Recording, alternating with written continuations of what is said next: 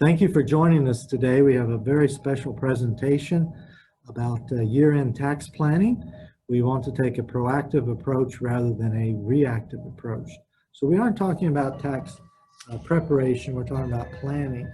This is how we can actually enjoy benefits of using our investments to adjust our taxes.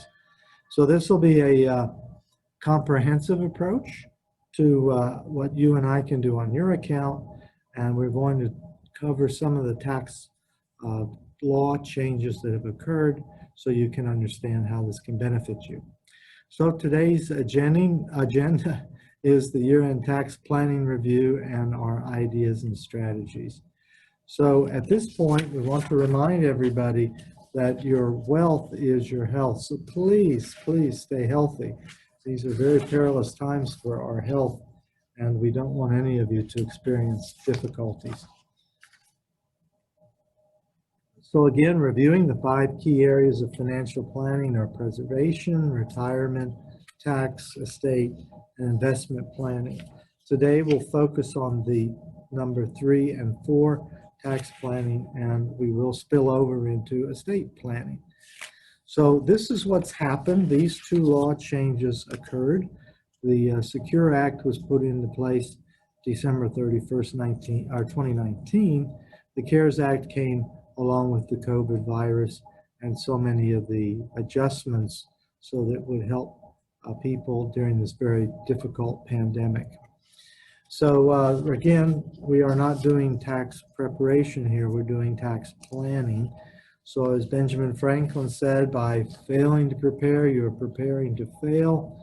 So that's what today's workshop is about, tax planning. Here are some of the tax brackets for 2020. You can see on the left side, the single, and on the right, married. There are other brackets for head of household, but we'll focus just on these 2 brackets. And you can see the different numbers that are there, the 10, the 12, the 22, and the 24. We try to keep you under that one, so we'll do our best with that. This is one of the things that's adjusted. If you'll notice that the single person pays more tax than a married person does. So that's just a part of the tax bracket structure. And in 2026, the way the law is currently, married couples will sunset and they will pay more than they are now. So we're hoping that that is adjusted. We'll see what happens from the legislative side of government. So the itemized deductions versus the standard deduction. This is a big issue because the standard deduction was increased so that people could simplify their tax reporting. So the single person gets $12,400 this year.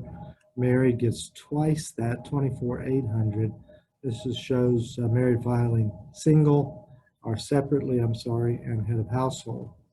So these are the different standard deductions. Now, what we have to do is do some planning here.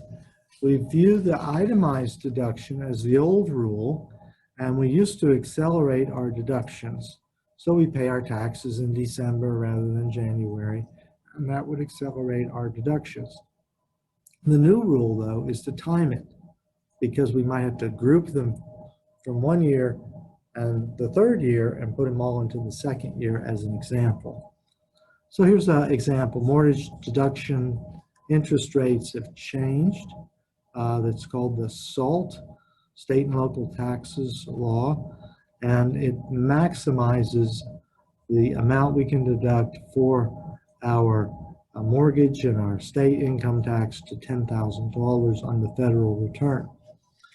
So what you might want to do here to increase our deductions is to give charitable contributions by bunching them. So this is an illustration that shows how we could do this. So on the left side, you make your standard contribution to a charity, and you don't meet the standard deduction. But if you bunch them together, and add in other deductions you may have, you may be able to deduct them in year one. So this gives us cash and other asset is increased to go into a situation. Now, the other approach is this donor advised fund. This is a very interesting concept. So as an example, if you wish, you can donate a lump sum to a donor advised fund. It remains in the investment until you pull the trigger and give it to the charity. And you can pick your charity. So it's a really good concept for those that are charitable giving oriented. Now, the tax rule for a donor advised fund is when you give the money to the fund, it's deducted, but it may not go to the charity all at once. It can go according to your wishes. You can time it. So it's a very good idea if you're doing big contributions. The new charitable deduction, this is a little nuance for those who file without itemizing your deductions in 2020. So if you just take your 24,000 and then you do have a charitable deduction, you can pull out an extra $600 married or $300 individually, as long as the contribution is made to a qualified charity before the end of the year. So that's an interesting little rule there. Now, this is another rule for those who are taking out your RMDs from a IRA or an old 401k. And the age requirement for a qualified charitable distribution is 70 and a half. And you're allowed to do $100,000 per year. What does this mean?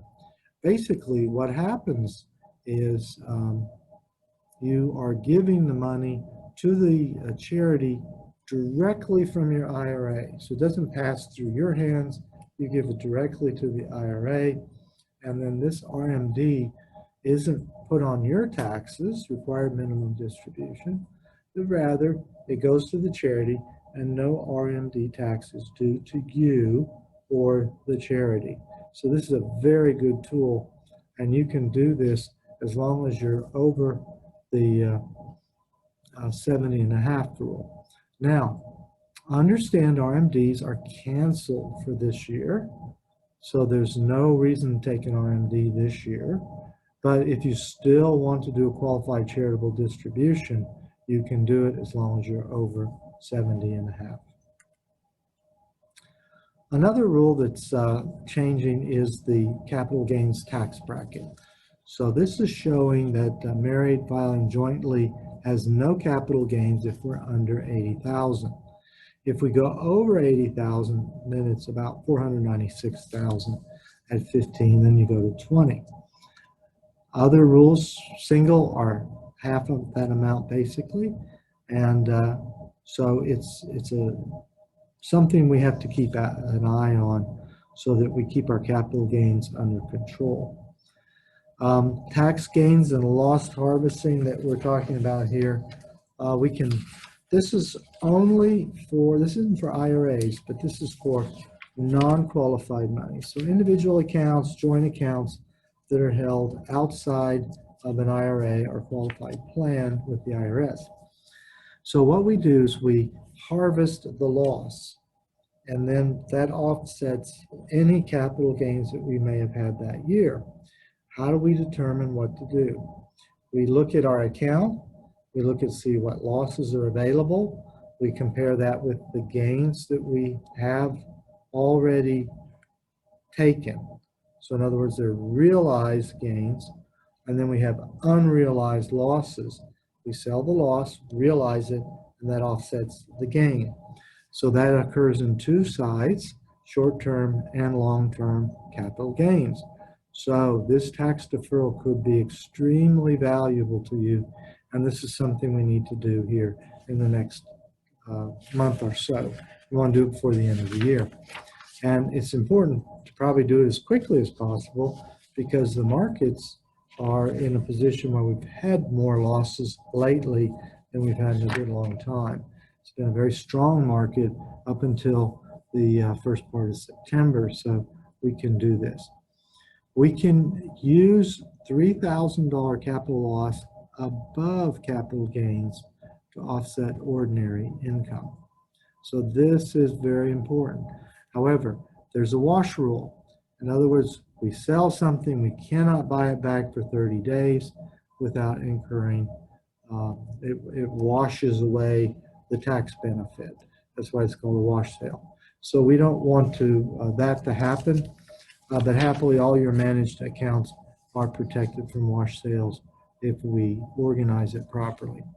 So it's interesting that if you take these harvests, then it looks like we would be losing some of the value of our account. That is not true. What you're doing is selling the account at the value it is now. We're beating some of the tax. That lowers our tax rate, and it'll have to be paid in 2021 when we file our taxes. Now, we've got some things happening in the tax policy world. As you know, it's a presidential election year, and so there could be some significant changes in the tax law. Now, what we are up against is if it rolls over to Mr. Biden, he will probably change rules, and these rules could go into force right away if Congress cooperates with him. There will be some very challenging times that way. Probably, though, he'll offset it to 2022, and that gives us a little time to plan. So this will really hurt if we have capital gains over $1 million or income over $1 million. So hopefully we can manage. This shows you what is in store, apparently. There's a plan to go to a 39% capital gains for high earners in 2022. So that's some of the things that's on the docket for the election. Okay, now, that being said, what can we do this year? Review your retirement savings strategy right away. So here's some of the things you can do now. They changed the rules on IRA contributions, so you can give an IRA contribution as long as you're working until you no longer work. It used to be they turned those off at 70.5. That's no longer the case. You can also convert IRAs to Roth anytime, so it doesn't matter if you're still working or not. But if you are working, here's the limits. So Roth and IRAs are $6,000. The catch-up is another $1,000. That's if you're over 50. 401 is $19,500 with the catch-up of $6,500. And your simples and your SCPs are listed there too. Overall contribution limit is $57,000. So that's very generous for most people. Now, if we do Roth conversions, what we do is we look at the family tax bracket, not just your tax bracket. For example, if your beneficiaries are at a marginal tax rate below yours, then it may not make sense to convert to a Roth. But if their marginal tax rate is above yours, it certainly makes sense. Why is that? If you understand that when you convert your Roth, the year you convert it, you owe a tax on it. So let's say you're at the 12% tax bracket and your beneficiaries are in the 35% tax bracket. That's really stretching it, but let's just say it is. We're going to pay 15% on that money, and then they're going to pay 0. Makes a lot of sense there. However, let's say you're in the 25 bracket and your kids are only in 12. Then what happens? It doesn't make as much sense. However, if you're young enough and you convert, then you want to use that Roth in the future rather than giving it away. It may be beneficial to convert at any time. So we have to be proactive, look at all the factors there. So this is, when you play the presentation, you can look at that. Roth conversions give us lower overall tax income brackets. It compounds tax-free. There's no RMDs. So if you're investing in a 401k, see if you have a Roth feature. If you are not, use the Roth IRA for personal use and your spouse. That'll really help. And then remember, the withdrawals are tax-free to you, but they also are to the beneficiary. So it's a very powerful tool. Here's another little tool. If you've got people that are planning for college education, 529s are out there. So we won't go through all of the rules on 529s today, but if you have interest in that, please give me a call. On annual gifting tax planning, the tax exclusion for the year 2020 is $15,000 per donee. A payment made directly to a medical institution to pay for the medical bills of someone else does not count as a gift for gift tax purposes. A payment made directly to an educational institution to pay for the tuition of a student does not count as a gift to the student for gift tax purposes.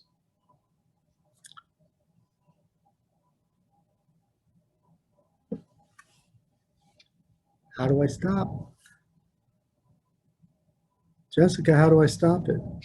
I don't know, it's not responding.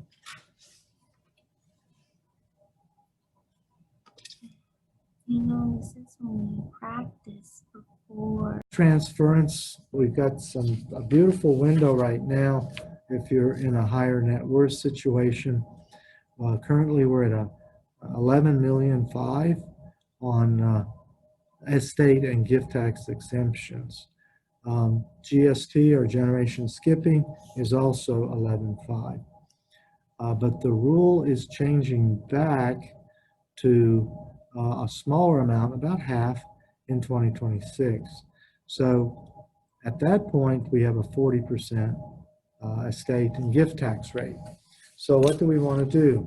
We want to make good use of our planning now and make that work.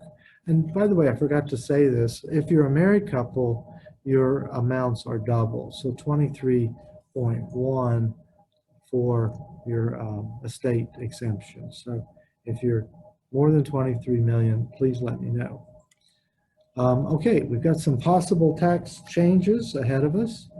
We just don't know if this will happen, but this is some of the stuff. But if you'll notice, it's increase, raise, increase, limit deductions, so on.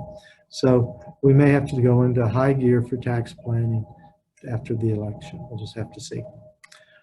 Year-end tax planning. So this is a checklist. We want to manage our tax bracket. We want to check itemized deductions against the standard deduction. We want to use gain and loss harvesting, give as much to our retirement plans as possible, our charitable plans, our educational plans, and do estate tax planning. We want to make sure if we have major financial or life events next year or in the near future that we look at those carefully. And any other personal situation that concerns you, please let me know. We're happy to go through this with you. So this is a proactive approach. So this is what we do. We did send out a newsletter on this. So this is a follow-up to that. We want you to be proactive. So please call and set an appointment for us to talk. And of course, we're always looking to help others. So help us do that. Share their name and their phone number and their mailing address and email with us. By doing the referrals, we reward you with a very special steakhouse meal at Brenner's Steakhouse on the Bayou, January 15th. And we sure hope COVID's not an issue. We're hoping it's going to be under control by then. So what are the requirements? By the end of the year, add 3 names to our mailing list or refer a friend. and one referral or 3 names to the mailing list, and you're invited to the Brenner's Steakhouse. So we'd love to have a large group there. That would be a lot of fun. So we want to thank you. We again want to emphasize your health and well-being is our highest priority. Our goal is to help you, and we appreciate the opportunity to assist you with your financial needs. We look forward to hearing from you.